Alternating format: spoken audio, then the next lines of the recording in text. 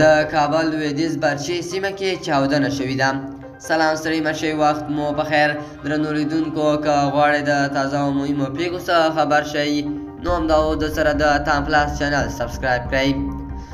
د طالبانو حکومت د کورنیو چارو وزارت وایان عبدالنافع ټکور ازادي راډیو ته وویل چې چاودنه د برېښنایي پیژندپاڼو د یو مرکز مخې ته شوې ده.